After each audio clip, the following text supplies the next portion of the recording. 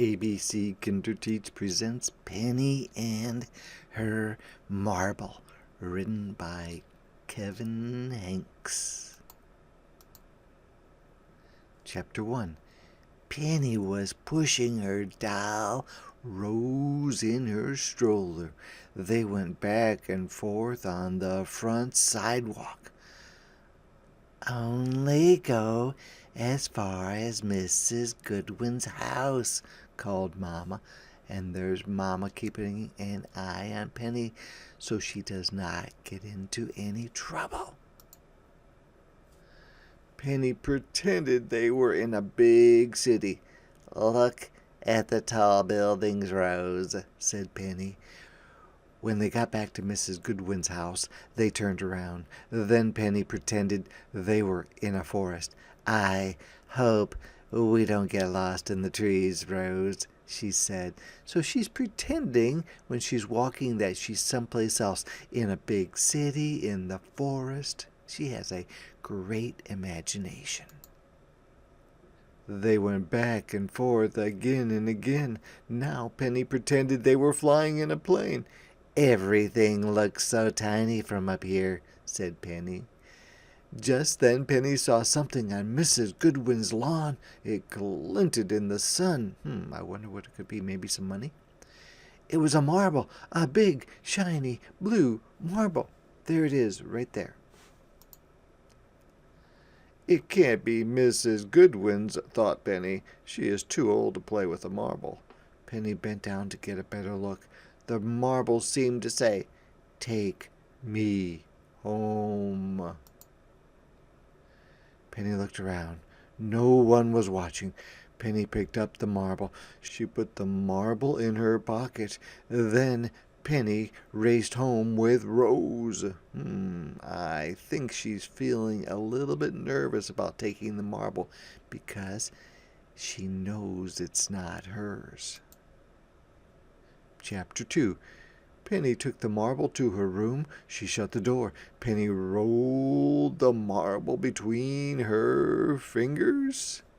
The marble was smooth. Penny rolled the marble across the floor. The marble was fast. Penny showed the marble to Rose. "Isn't it pretty, Rose?" said Penny. The marble was so blue it looked like a piece of the sky.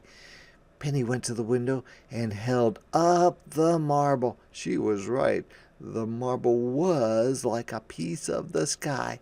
So the marble is the same color as the sky. Penny saw Mrs. Goodwin out the window. Mrs. Goodwin was in her yard. Mrs. Goodwin was exactly where Penny had found the marble. Oh no, I wonder if Mrs. Goodwin knew somebody took her marble. Let's see. Penny hid behind the curtain. Was Mrs. Goodwin looking for the marble? She sure looks like she's feeling guilty. Penny left the window. She hid the marble in her dresser. Penny stayed by Mama and the babies all afternoon. She could not stop thinking about the marble. She must have been hanging around her mom because she was a little bit scared of what might happen with Mrs. Goodwin. Would she come over and say, "Did you take my marble?" Chapter 3. "Do you want to bake cookies?" asked Mama. Penny shrugged. "We could make your favorites," said Mama. "Sugar cookies."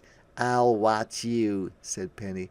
So she maybe wants to help, but she's still feeling bad about the marble. "Are you feeling okay?" asked Mama. "My stomach hurts a little," said Penny. Mama felt Penny's forehead. "No fever," said Mama. Penny watched Mama bake cookies. Penny helped a little. She seems like she likes to bake cookies.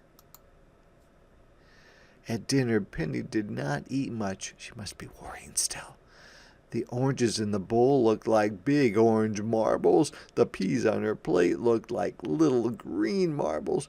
Penny pushed the peas around her plate. "I am not hungry," she said. Penny did not want a sugar cookie for dessert. Wow, she must be feeling bad if she doesn't want a cookie for dessert. At bedtime, Mama said, "You still do not have a fever."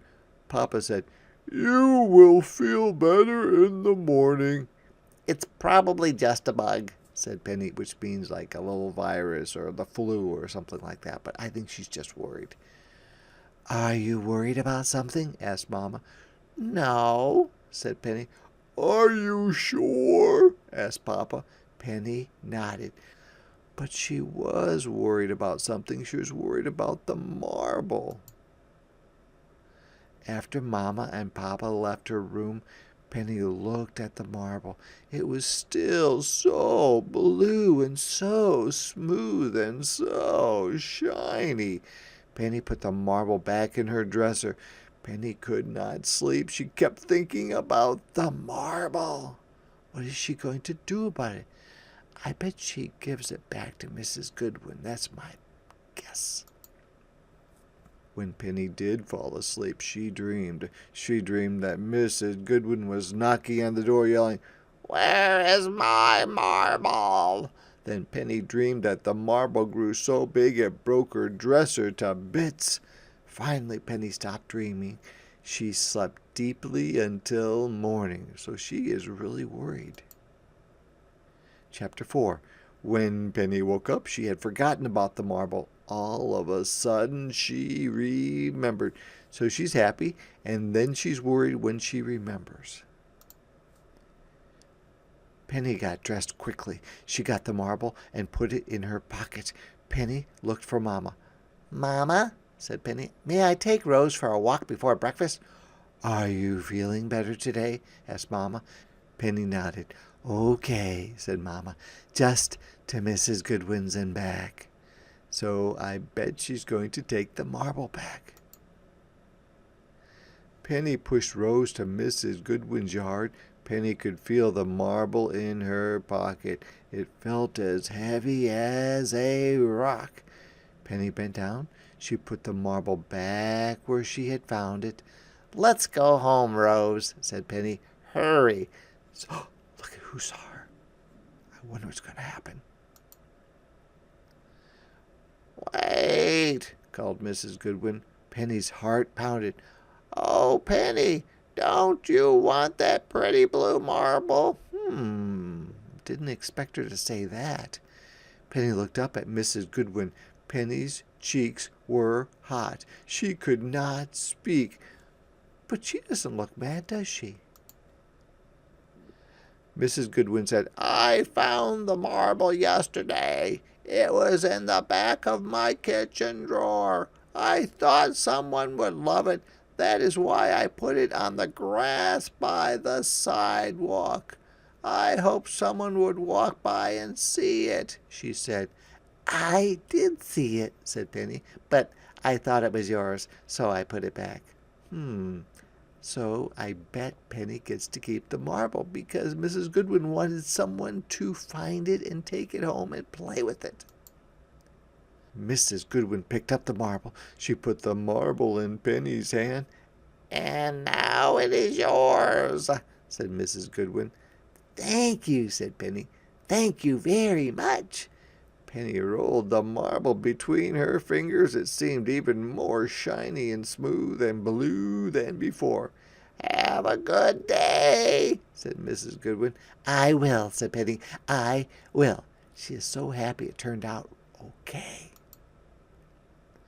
Penny pushed Rose home. Penny pretended they were in a boat on the sea. "The sea is the same color as my marble," said Penny. Penny pushed faster.